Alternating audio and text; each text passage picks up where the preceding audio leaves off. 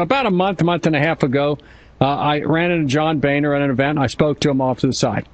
And Boehner's been my friend for 35 to 40 years. We went to the same college, which is Xavier in Cincinnati, Ohio. He's from Reading. I'm from Deer Park, which are two communities close by each other in eastern Hamilton County. We've played golf together. He's my friend. And I said to him at some point, don't you have to say, as a patriot and someone who loves his country, enough is enough? Every spending bill, every dollar spent by the United States government must be approved every year by the United States House of Representatives. Every nickel, every dime has got to come first from the House of Representatives.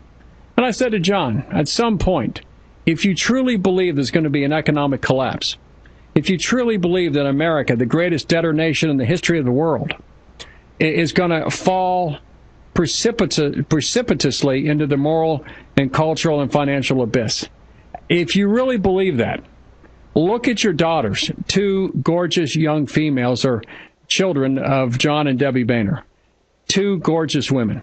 The life that they're going to live as an American will be fundamentally different than the life that you and I had growing up in Reading and Deer Park, Ohio. It's going to be different. And at some point, don't you say, John Boehner, this is it. We stop right here. We will not authorize $1 past what we collect every year in tax dollars. The federal government, beginning in October, is going to spend about $3.8 trillion, and it's going to collect $2.5 trillion.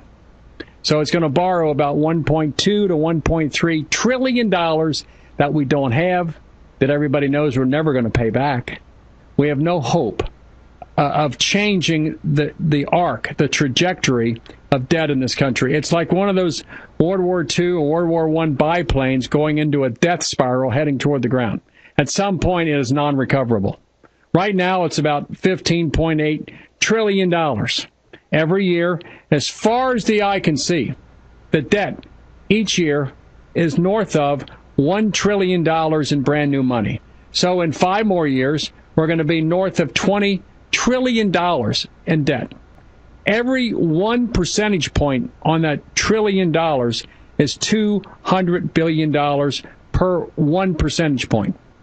When interest rates go up 5 or 6%, that means we have to pay north of $1 trillion a year just in interest on the national debt. I said to John, at some point, don't you say, we stop, this is madness, the country cannot continue. The Russians didn't kill us, the Nazis didn't kill us, Tojo didn't kill us, Al-Qaeda didn't kill us, Taliban didn't kill us, the British burned our capital in 1814, but they didn't kill us as a nation.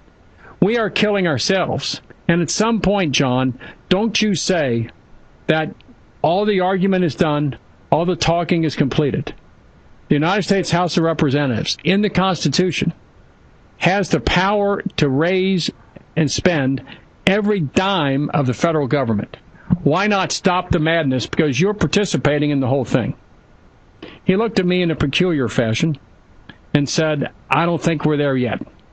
At some point, we're going to be there. I thought in 2010, when we elected Tea Party adherents to the House, some 40 or 50 strong, that was the moment that things have got to change. Since that time, there's been 2 federal budgets passed by the Republicans and by the Tea Party, adding on top of our shoulders an additional $2.5 trillion in brand new debt. We've got to go back to 2007 spending levels. Go back 5 years, pull out the 2007 budget, and that's the budget. If we do that, we almost have a balanced budget today. If we don't do it, the country that you and I give to our children and to our grandkids will be much less of a country than the one given to us by our parents and by our grandparents. We baby boomers have done it. People like John Boehner have done it. At some point, we have got to stop the madness.